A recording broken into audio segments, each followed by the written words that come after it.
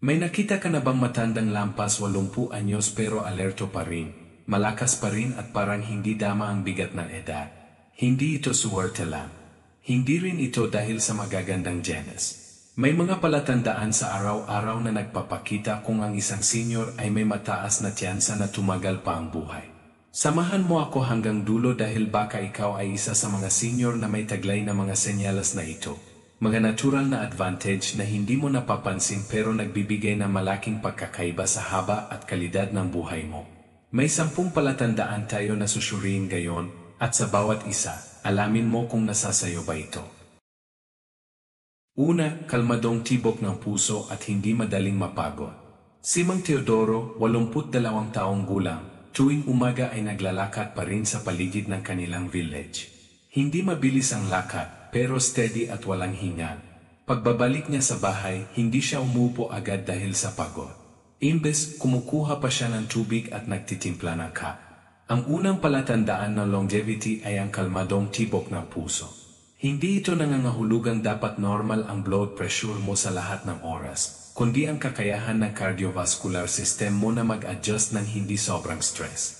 Ayon sa mga pag-aral sa Circulation Journal noong 2023, ang mga seniors na may stable heart rate variability ay may mas mababang risk ng sudden cardiac events. Kapag hindi ka madaling hingalin habang naglalakad, kayang-kaya mong mag-akyat ng hagdan kahit dahan-dahan, at hindi ka agad napapagod sa simpleng gawain sa bahay, senyales ito na maayos ang kondisyon ng puso mo. Dahil kung malusog ang puso, maganda ang daloy ng dugo sa buong katawan. At kung maganda ang sirkulasyon, lahat ng organs ay napapakain ng oxygen at nutrients. Isa ito sa mga pangunahing dahilan ng longevity, stable cardiovascular health kahit sa edad na 70 pataas. Ang mga taong may maayos na circulation ay mas kaya nilang mag-recover mula sa sakit, mas mababa ang risk nila sa stroke at mas matagal ang lifespan nila overall. 2. Regular na bowel movement at malusog na bituka. Maaring awkward itong pag-usapan. Pero ang mga matatandang regular ang pagdumi, hindi nagkakaroon ng kabag, hindi tinitigas at hindi bloated araw-araw ay may malusog na digestive system. Ito ay hindi lang tungkol sa pagkain, isa itong senyales na maganda ang gut microbiome. Ang healthy gut microbiome ay nagpapanatili ng balance sa mga good bacteria na tumutulong sa digestion, immunity at hormone regulation. Ayon sa research sa Nature Journal noong 2024, ang mga seniors na may diverse gut bacteria ay may mas malakas na immune system at mas mababang inflammation markers sa katawan. Kapag balance ang flora sa tiyan, mas malakas ang resistensya mo. Mas kaya mong labanan ang impeksyon at mas maganda ang mood mo. Dahil may gut-brain connection, ang tiyan at utak ay may direktang komunikasyon sa pamamagitan ng vagus nerve. Kaya kapag malusog ang bituka mo, mas stable din ang mental health mo. 3. Mahimbing at tuloy-tuloy na pagtulog. Makikita rin sa kalidad ng pagtulog kung gaano kalusog ang isang senior. Ang mga matatandang nakakatulog na mahimbing sa gabi, hindi gigising-gising kada 2 oras, hindi naapektuhan ng bladder problems at hindi rin puyat sa kaisip ay mas mabilis nakaka-recover ang katawan. Kapag tuloy-tuloy ang tulog, mas naabot mo ang deep sleep stage kung saan nangyayari ang cell repair at hormone regulation. Ayon sa mga pag-aral sa Sleep Medicine Reviews Journal, ang mga seniors na nakakatulog ng 6 hanggang 8 oras ng hindi putol-putol ay may mas mababang risk sa diabetes, high blood pressure at cognitive decline. Ang growth hormone na importante sa tissue repair ay mostly na-release ng katawan sa deep sleep. Kaya kapag walang quality sleep, mas mabagal ang healing process at mas mabilis ang aging ng cells. Ang maayos na pattern ng tulog ay senyales na balance ang circadian rhythm mo at kalmado ang nervous system mo. 4. Malalim na emotional connection sa pamilya at kaibigan. Isa sa hindi laging nababanggit pero napakahalagang palatandaan ay ang pagkakaroon ng malalim at tuloy-tuloy na relasyon sa asawa, kapamilya, kaibigan o kahit alagang hayop. Ang emotional connection ay nagbibigay ng dahilan para gumising araw-araw. Ang seniors na hindi nalulugmok sa lungkot, hindi na isolado at may kasama sa buhay ay mas mababa ang risk ng depression, mas maganda ang brain health at mas matibay ang katawan laban sa stress-related illness. Ayon sa Harvard Study of Adult Development na tumatagal na mahigit 80 taon, ang quality ng relationships ang pinakamalakas na predictor ng happiness at longevity. Hindi ibig sabihin nito na dapat laging maraming tao sa paligid. Kahit isang taong nagbibigay ng presensya, suporta at pagmamahal ay sapat na para maging protective factor sa pagtanda. Ang social isolation ay kinokonsidera na risk factor na katumbas ng paninigarilyo sa epekto sa kalusugan. 5. Steady na paglalakad at balanseng koordinasyon. Makikita rin sa gait o paglalakad ng isang senior kung gaano siya katibay. Kapag kayang tumayo ng walang tulong, nakakalakad kahit dahan-dahan pero steady at hindi madaling madapa o matumba, senyalas ito na malakas pa ang central nervous system. Hindi lang ito tungkol sa lakas ng tuhod kundi sa balanseng koordinasyon ng utak, nerves at muscles. Ang pagkakaroon ng steady gait ay palatandaan na walang neurological issues, walang inner ear problems at may sapat na motor control. Ayon sa Journal of Gerontology, ang gait speed ay isa sa mga reliable predictors ng remaining lifespan sa mga seniors. Lahat ng ito ay konektado sa longevity. Ang mga taong may maayos na balance at coordination ay mas kaya nilang maiwasan ng falls, mas independent sila sa daily activities at mas confident sa pakikipag-ugnayan sa mundo sa paligid nila. 6. Kakayahang ngumiti at tumawa araw-araw. Simpleng bagay pero malalim ang ibig sabihin.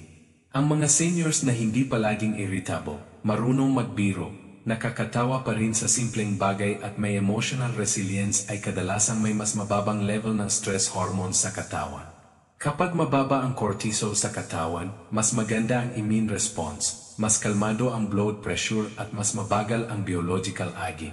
Ayon sa Psychoneuroimmunology Research, ang positive emotions ay nakakapag-trigger ng release na endorphins at serotonin na natural pain relievers at mood elevators ng katawan. Ang masayahing matatanda ay hindi lang basta positibo. Madalas sila rin ang hindi ina-attack ng kung ano-anong sakit. Ang laughter ay nagpapromote ng better circulation, nag-increase ng oxygen levels sa dugo at nag-boost na immune function. 7. Intellectual curiosity at active learning. Kung ikaw ay isa sa mga seniors na curious pa rin, nagtatanong pa rin, nagbabasa, nanonood ng mga video tungkol sa kalusugan at interesadong matuto, senyalas ito na active brain aging. Kapag hindi mo pinapayagang mabulok ang utak mo sa routine at katamaran, pinapangalagaan mo ang mental sharpness mo. Ayon sa mga neuroscience studies, ang cognitive engagement ay nag-promote ng neuroplasticity, ang kakayahan ng utak na mag-form ng new neural connections kahit sa advanced age. Ang mga seniors na patuloy na nagcha-challenge sa sarili mentally ay may mas mababang risk ng dementia at Alzheimer's disease. At kapag alerto pa rin ang isip mo, mas malakas ang control mo sa katawan. Mas mabilis kang makadetect na early signs ng sakit at mas sound ang judgment mo sa araw-araw na desisyon. 8. Self-sufficiency sa basic daily activities. Makikita rin sa simpleng gawaing bahay ang tibay ng isang senior. Ang mga taong marunong pa rin magluto, nag-ayos ng sarili, nagwawalis at hindi dependent sa iba para sa basic needs ay may mas malaking chance na tumagal. Self-functioning sa senior years ay malaking senyalas na extended lifespan. Ibig sabihin, hindi pa bagsak ang major organs mo, hindi pa sabog ang hormones mo at malakas pa ang musculoskeletal system mo. Ang autonomy ay freedom, at ang preserved freedom ay nag-a-add ng years to life. Ayon sa Activities of Daily Living Studies, ang mga seniors na nakakapanatili na independent sa basic tasks ay may mas mataas na self-esteem, mas active ang lifestyle at mas motivated na alagaan ang sariling kalusugan. 9. Normal na appetite at maayos na sense of task. Hindi rin mawawala sa listahan ang normal na appetite. Ang seniors na may gana pa rin kumain, marunong pumili ng pagkain at hindi nagpipilit kumain ng puro matatamis lang o processed food ay mas may chance na tumagal. Ang malusog na appetite ay senyales ng balanse sa hormones, gut health at physiological stability. Kapag kaya mo pang malasahan ng buo ang pagkain, ibig sabihin hindi pa naapektuhan ang nerves mo. Kapag may gana ka pang kumain ng prutas, gulay at sabaw, ibig sabihin buhay na buhay pa ang taste receptors mo at hindi pa humihina ang absorption ng nutrients sa bituka mo. Ayon sa Nutrition in Aging Research, ang loss of appetite at altered taste sensation ay mga early indicators ng malnutrition at declining health sa seniors. Kaya ang preserved sense of taste at maintained appetite ay mga positive prognostic factors. 10. Malalim at maayos na paghinga. Isa pa sa mga palatandaan ng longevity na hindi pansin na marami ang paghinga na malalim at maayos.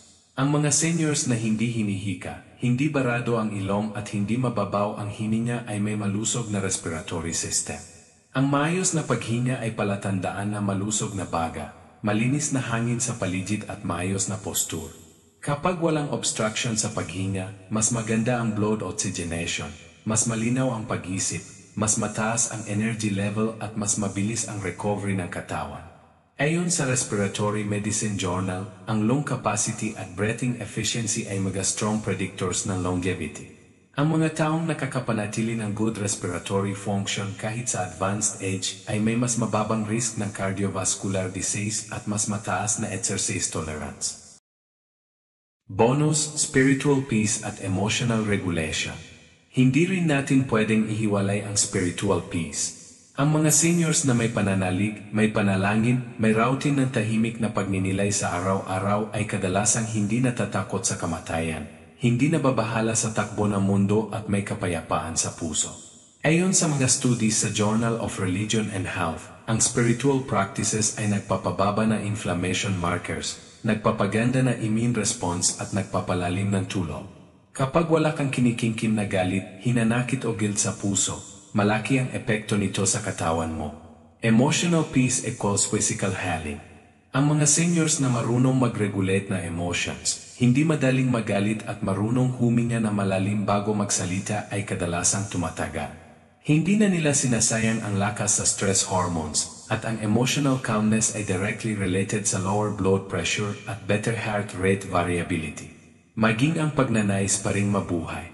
Isa sa pinakamahirap ipaliwanag pero pinaka-epektibong factor sa lahat ay ang pagnanais pa ring mabuhay. Kapag may dahiran ka pa para gumising, kapag excited ka pa sa maliliit na bagay, isang bagong luto, isang pagbisita ng apo, isang halaman sa hardin, kapag may gusto ka pa, mas nagkakaroon ng lakas ang katawan mo na lumaban. May mga seniors na walang iniinom na maintenance medications pero buhay na buhay pa dahil may rason pa silang bumangon. At meron ding may kumpletong gamot, kumpletong suporta pero nawalan ng pag-asa at bumibigay na lang ang katawan. Ang will to live ay psychological factor na may direct effect sa physiological healing at longevity. 10 senyales na nagpapakita kung ikaw ay may malaking chance na tumagal pa, kalmadong tibok ng puso, regular na bowel movement, mahimbing na tulog, malalim na emotional connections, steady na paglalakad, kakayahang tumawa, intellectual curiosity, self-sufficiency, normal na appetite at maayos na paghinga. Plus ang spiritual peace at pagnanais pa ring mabuhay. Hindi mo kailangan perpekto sa lahat ng ito. Kahit ilan lang sa mga palatandaan ito ay mayroon ka, malaking advantage na yan. Ang importante, piliin mong pahalagahan ang bawat maliit na senyales ng sigla at gawin ang mga simpleng hakbang para mapanatili ito. Anong senyales sa mga nabanggit ang mayroon ka? Anong aspect ng kalusugan mo ang gusto mong palakasin? Ibahagi mo sa comments ang sariling karanasan mo bilang senior o kung ano ang napapansin mo sa mga nakatatandang mahal mo sa buhay. Maraming salamat sa panonood. Mag-subscribe para sa mas maraming natural health tips na tutulong sa inyong kalusugan.